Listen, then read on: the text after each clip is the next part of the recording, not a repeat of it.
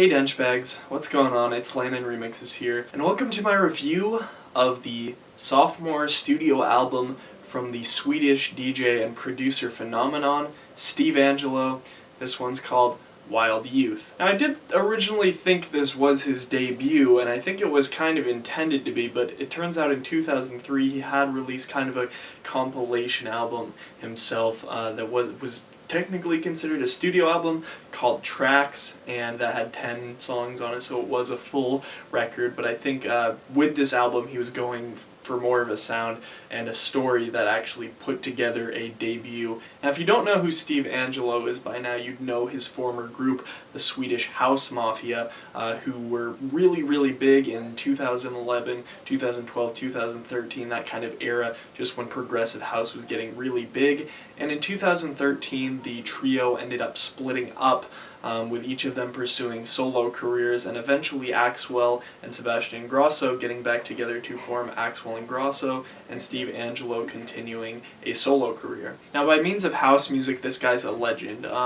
He's been putting out house tracks for ages. His record label Size is considered one of the most artistic, has a collection of some of the best dance music in the industry by far. I honestly do think everyone hyped up this album a little too much. People are really expecting it to be extremely groundbreaking and something that has never been heard before in dance music. That's definitely far from the truth, but without a doubt this is a really good album.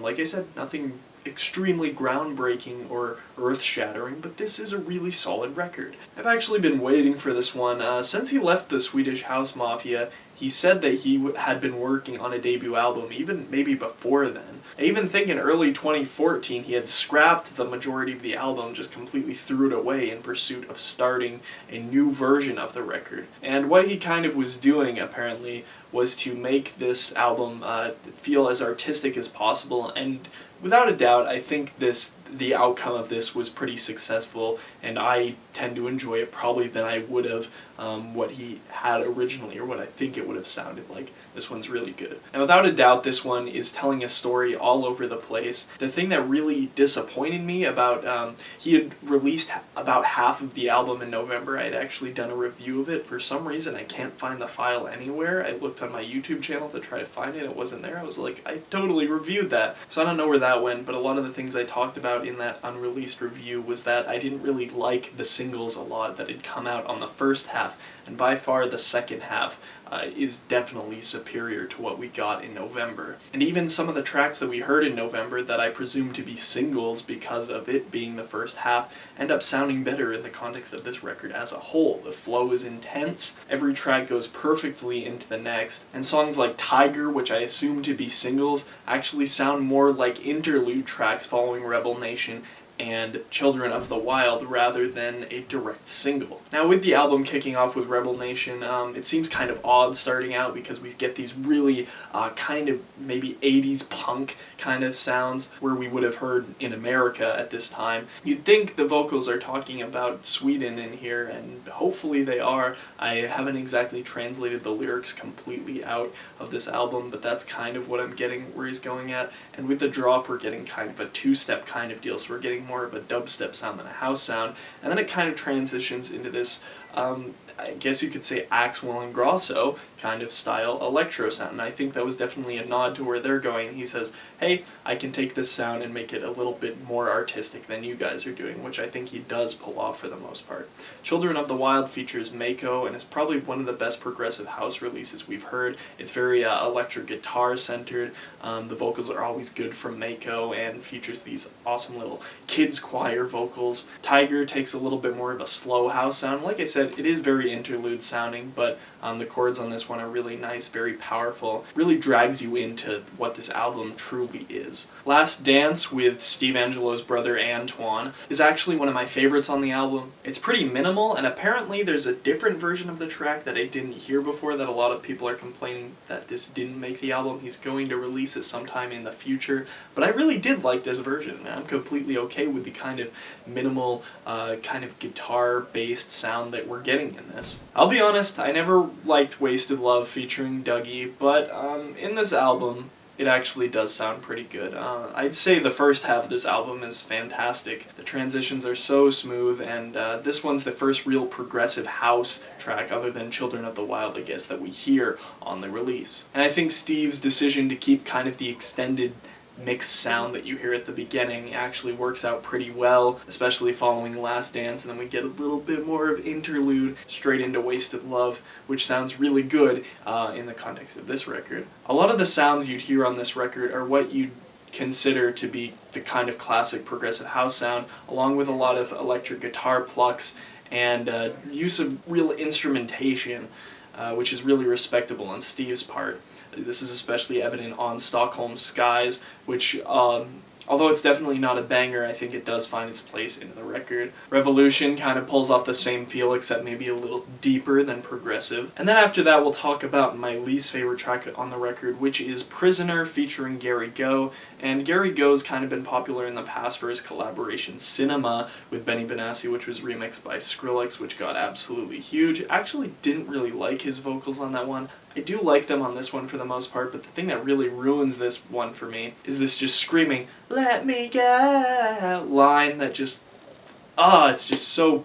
If this was released as an instrumental, I honestly would have really liked this one, or at least it wouldn't have been one of my least favorites, but I think it really wrecks the sound, because that combined, that kind of high-pitched vocal right there, combined with this bell drop sound, just kind of combined to make this really icky high track. And although I think this one had potential, it definitely, the way the vocals are mixed in to this as a whole, I think it does have a good place in the record, but for my ears, I didn't like it. The Ocean's one of those really catchy ones, just very pumping all the way through. I think this one's actually a remix, if you could say that, of a Saturday Monday track. And Steve Angello kind of reworked it to fit this album, and I think it did work for the most part. One of my other favorites on the album is the collaboration with the Imagine Dragons lead singer Dan Reynolds, called Someone Else, and this is the hardest track on the record. Super energetic, and we get this really awesome bass riff intro, which I really liked. I think for the most part, this collaboration was completely unexpected on my part. I actually didn't know Dan Reynolds was going to be featured on the album until I had gotten to this track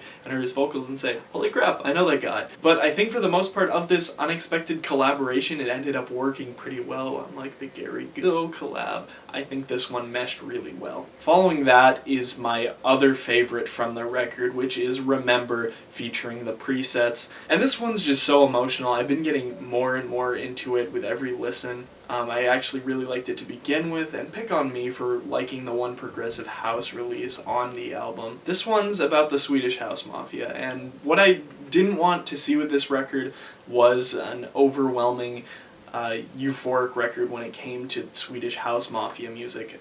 Their last record, Until Now, is one of my favorites of all time, even though it's a compilation album. It was amazing, and it was one of the lead albums that really got me into electronic music. This one, especially if you watch the music video, you'll find out that Steve, it seemed, went to chase something, and Axwell and Ingrosso kind of abandoned him on that, and now he's on his own doing this music. Just a beautiful track, and I'd really analyze through the lyrics if I were you. Get through this, watch the music video, do anything, this one's gorgeous. Second to last track, Stay, is a little bit kind of electronic sounding Coldplay. And although I don't think it's too Steve Angello necessarily sounding, I really did enjoy this one, especially as a Coldplay fan. This is the kind of sound I would have actually really liked to hear on the new Coldplay album, and Steve definitely pulls it off with this one. The final track of the album, is one that actually came as a surprise. What I expected to hear was kind of this ambient sounding outro with melodies, at least when I saw this thing come in, and then what we ended up getting was basically Steve talking about his childhood, and I don't want to spoil too much for you because I think it might ruin the experience a little, but Steve basically talks about the way he grew up and how music was kind of an escape for him, and then he actually really he gives this about 1 minute chunk, I think, where you actually get to think about what he said, kind of take in what music has been to you, and just take in the beautiful ending of this album. Gosh, now I was gonna give this one an 8.5. I've been talking about this. I feel so highly about this album, and there's so much good to this both on the first half and the second half. Like I said, the only one I really didn't like was the awkward meshing on the Gary Go collab. Other than that, this album was pretty awesome. I'm gonna have to give it a solid 9. Make sure to check out this album. I'll be getting it on CD as soon as it's available, if it's available for that matter. I think Steve really did a good job with this one, and like I said, although it's not groundbreaking EDM, I think this is some of the best house music you'll hear this year, and could possibly place in my top 10 by the end of the year. I'm already pretty confident in this one, and it was definitely worth the wait. Even though Chapter 1 didn't sound fantastic to me, I think the Chapter 2 edition and flow of this album is about as perfect as it could have been. So anyway, let me know what you guys think. Let me know any albums you might want to hear in the near future, any reviews. If you want to hear my thoughts, I'm already working on stuff that you guys have requested. I'll see you guys later. Hope you enjoyed. Make sure to click that like button if you did enjoy this review, and I'll see you guys later. Peace.